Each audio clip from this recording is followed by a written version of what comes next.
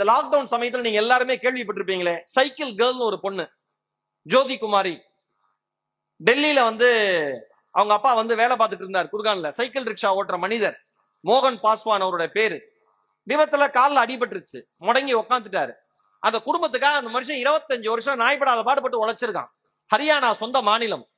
சொந்த மாநிலத்திலிருந்து கிளம்பி ஜோதி குமாரியும் அவங்களுடைய அம்மாவும் கிளம்பி டெல்லி குர்கானுக்கு போறாங்க அப்பாவை பாத்துக்கணும்ட்டு.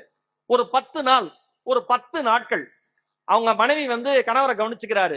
மறுபடியும் அங்கன்வாடியில சமைக்கிற பணி, அதனால அம்மா போயிடுறாங்க, நீ பாத்துக்கோன்னு. பொண்ணு நல்லா கவனிச்சுக்குது அப்பாவை. ஆனா அவர் இருந்த அறைக்கான வாடகை அவரால் தர முடியல, மோகன் பாஸ்வானால தர முடியல. அவரு கரண்ட கட் பண்றாரு, தண்ணி கட் பண்றாரு, ஒண்ணுனா கட் பண்றாரு.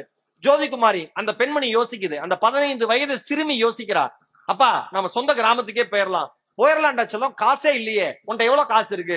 500 ரூபா தான் மொத்தமே இருக்கு, அதை வச்சுதான் நம்ம இனிமேல் இருந்தாகணும். பக்கத்துல கட்டிட்டு இருந்த அபார்ட்மெண்ட் கீழே இருக்கிற ஒருத்தர் போய் கேட்கிறாரு, உங்க சைக்கிள் எனக்கு கொடுத்துறீங்களா அப்படின்னு. உன்னை சரிம்மா எடுத்துக்கோ, 1500 ரூபான்னு. அந்த பொண்ணு சொல்றா, 1500 ரூபாய் எங்களால முடியாது, 500 ரூபா தான் கையில இருக்கு, 500 ரூபாய் வச்சுக்கோங்க, மீது 1000 ரூபாய் நான் ஊருக்கு போய் மணி ஆர்டர் கூட பண்ணிடுறேங்கிறா. அந்த குழந்தையை நம்பி அவர் சைக்கிள் கொடுக்குறாரு. தன்னுடைய தந்தையை, காலில் அடிபட்ட தன்னுடைய தந்தையை பின்னால உட்கார வச்சுக்கிட்டு ஜோதி குமாரி என்கிற அந்த சிறுமி, 15 வயதே நிரம்பிய சிறுமி 1200 கிலோமீட்டர் சுமந்து தந்தையை சொந்த கிராமத்தில் சேர்த்திருக்கிறார்.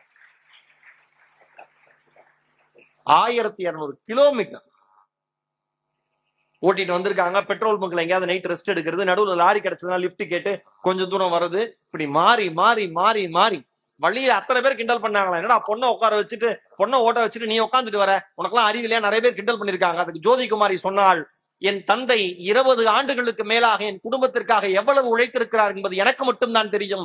ஊரை பற்றி எனக்கு கவலை இல்லை, என் தந்தை நல்லா இருக்கணும்னா. ஆனா ஒரு பெரிய சோகம், இப்ப அண்மையில அவங்க தந்தை ஹார்ட் அட்டாக்ல இறந்து போயிட்டாங்க. சைக்கிள் கேர்ள் அந்த பொண்ணுக்கு பேர் வந்துச்சு. உலகத்தில் இருக்கிற எல்லாருடைய கவனம் அந்த குழந்தையின் மீது திரும்பியது. காரணம் என்ன தெரியுமா? அப்பா குடும்பத்துக்காக உழைச்சாரு, இப்ப அப்பா நோய்வாய்ப்பட்டு இருக்காரு, அப்பாவை தூக்கி சுமக்கிற கடமை என்னுடைய கால்களுக்கும் என்னுடைய தோள்களுக்கும் உண்டு என்று ஒரு 15 வயசு பொண்ணு யோசிச்சா.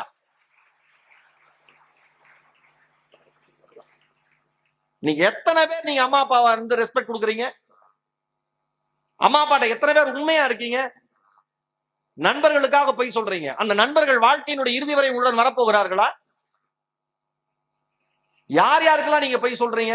அம்மா அப்பாவை ஏமாத்துறீங்க. மனசு உண்மையிலே அவ்வளவு வருத்தமா இருக்கு. இன்னைக்கு இளைஞர்கள், ஒரு பையன் ஸ்கூல்ல இந்த வீடியோ எல்லாம் வெளியில வருது, அதை பார்த்து எல்லாரும் சிரிக்கிறாங்களா, சிரிக்கிறவங்களை பார்த்து எனக்கு கோபமா வருது. ஒரு பையன் பெஞ்ச் உடைக்கிறான், பொண்ணுங்க பஸ் ஸ்டாண்ட்லயே அடிச்சுக்குதுங்க, இன்னொரு பையன் டீச்சரை சார அடிக்க போறான். எங்க போயிட்டு இருக்கு சமுதாயம்? ஒண்ணு சொல்லவா, இவ்வளவு ஒழுங்கீனமான சமுதாயமா இந்த சமுதாயம் மாறினதுக்கு என்ன தெரியுமா காரணம்? என்றைக்கு ஆசிரியர்கள் கைகளில் இருக்கிற பிரம்பை நாம் பிடுங்கினோமோ அன்றைக்கு இந்த சமுதாயம் தரம் கெட்ட சமுதாயமாக மாறி போனது. நாங்கெல்லாம் படிக்கிறப்ப உட்காந்து உரிச்சு எடுத்துருவாங்க, யோசிச்சு அடிப்பாரு என் வாத்தியாரெல்லாம். டயர்ட் ஆயிட்டாருன்னா என்னடா தெளி வச்சு அடிக்கிறீங்களே பாரு, அவை சம்பியில டெல்லி கணேஷ் அந்த மாதிரி அவர் ரெஸ்ட் எடுத்து அடிப்பாரு.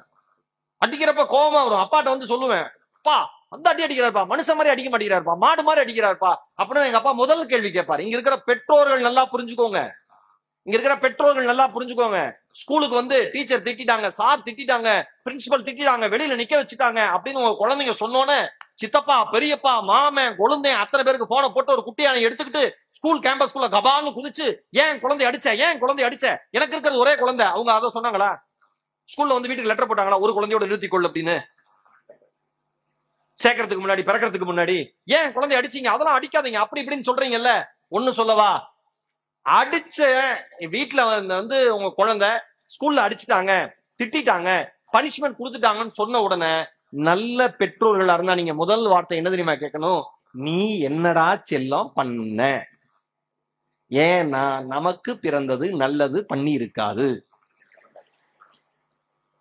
எங்க அப்பாட்ட போய் சொன்னா எங்க அப்பா சொல்லுவாரு, நீ என்னடா பண்ண? இல்லப்பா மேம் நடத்திட்டு இருந்தாங்க, நான் டேபிள் கீழே உட்காந்து அப்பளம் குடி சாப்பிட்டேன்னு.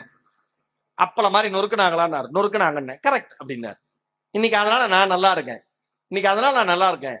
உங்கள் குழந்தைகள் ஏதாவது ஒரு குறைகளை எடுத்துக்கொண்டு வீட்டுக்குள்ள வரப்ப பள்ளியை பற்றி நீங்க பள்ளியை நம்புகிற பெற்றோர்களாக இருந்தால் இந்த உலகம் உங்கள் குழந்தைகளை பாராட்டுகிற உலகமாக மாறும்.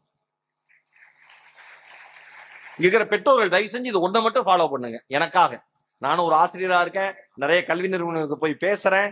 ஏதோ எங்கேயோ ஒரு ஆசிரியர் பண்ற தவறு அது வந்து அதே மாதிரி எல்லா ஆசிரியர்களும் எல்லா பள்ளியிலையும் பண்ணுவாங்கன்னு நினைச்சிடாதீங்க.